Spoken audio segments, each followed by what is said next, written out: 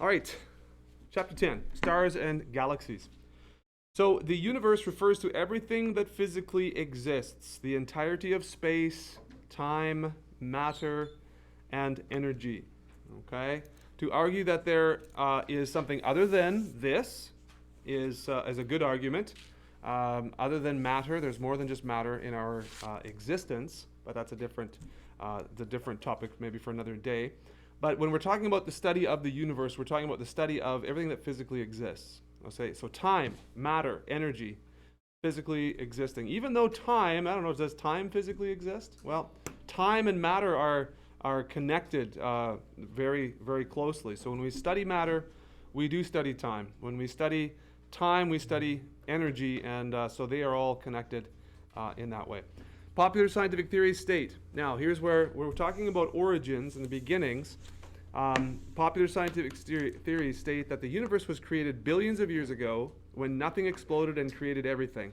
And we've had discussions about this already. And again, I don't want to make light of all the work that credible scientists have done throughout the years and the ages. But I do highlight this point just to say that, back to my previous point, that there is a very good argument for the existence of an entity. Maybe it's God, right?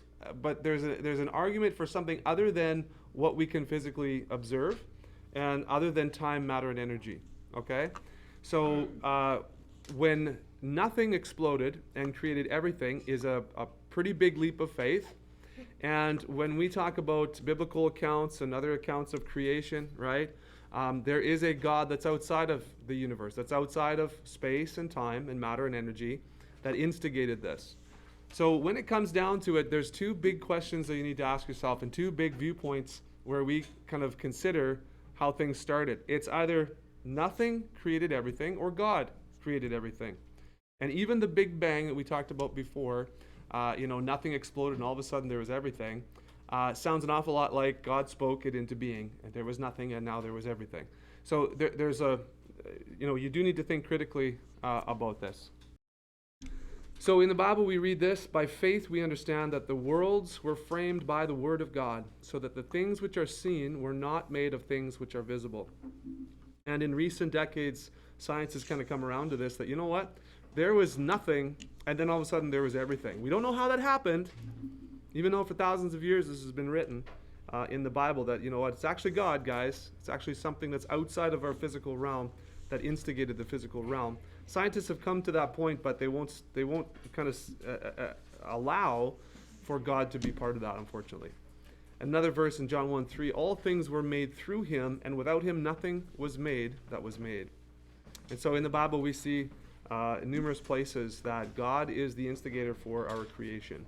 And to believe that nothing exploded into everything versus believing that God created everything miraculously, I think that maybe one is perhaps a little more believable than the other, personally.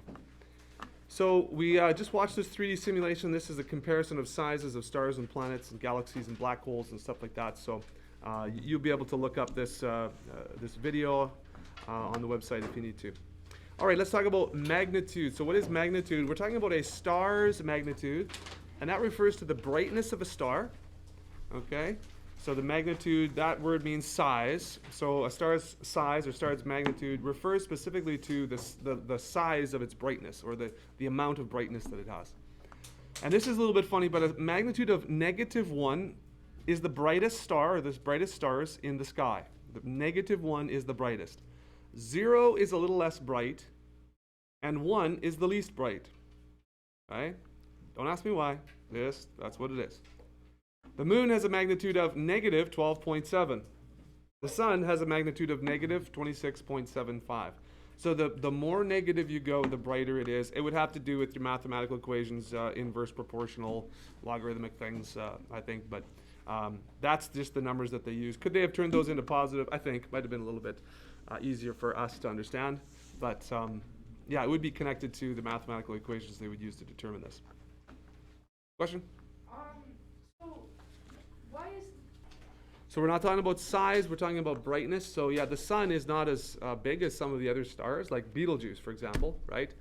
in Orion. Like the sun is very, very small compared to that one, but it's much brighter because it's much closer.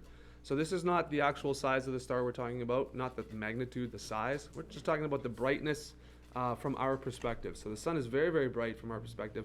The moon would be the second brightest thing in the sky, maybe from our perspective, and then the stars would be, quite a bit So if we lower. were closer to those stars, they would have a bigger magnitude. Sure, if we were closer to the other stars in the sky, they would have a bigger magnitude, according to us. Yep. So the more negative, the brighter it is. Yeah, the more negative, the brighter it is. Absolutely. All right, supernova. Supernova. If a star goes supernova, it means that it explodes and releases a huge amount of energy. So stars, it's understood that stars that are at the end of its life cycle, okay, they will basically become unstable and they will explode. And a supernova, when a star explodes, is thought to form some of the heavier elements in space, such as iron, nitrogen. The heavier elements are the elements that are kind of bigger. So on the periodic table, they're closer to the bottom of the periodic table. And it's thought that this is where iron and nitrogen come from, perhaps. The explosion in a supernova goes outward into space, but also it goes inward. So the star would also explode inward onto itself. Remember, stars are really huge. Some of these stars are really, really big. And so it would explode out, but it would also explode in. This collapse or inward explosion can form something called a black hole if the star that explodes is big enough. We'll talk a little bit more about black holes, but black holes are basically voids in the universe, or a region of such incredible gravity that no particles and not even light can escape out of a black hole.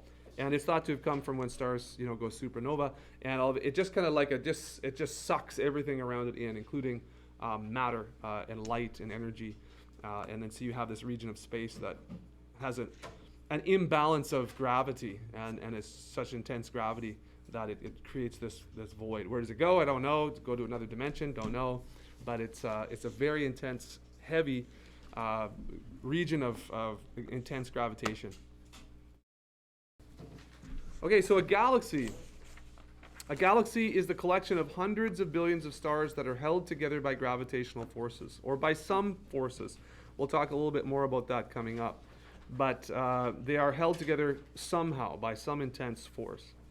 Our galaxy is called the Milky Way Galaxy. So I have a couple pictures here that I really like. Obviously, we don't have a picture of our own galaxy, but we have pictures of other galaxies that are similar. And this is called a spiral galaxy, and this is the view of the Milky Way from Earth. If you look out into the arms of the Milky Way.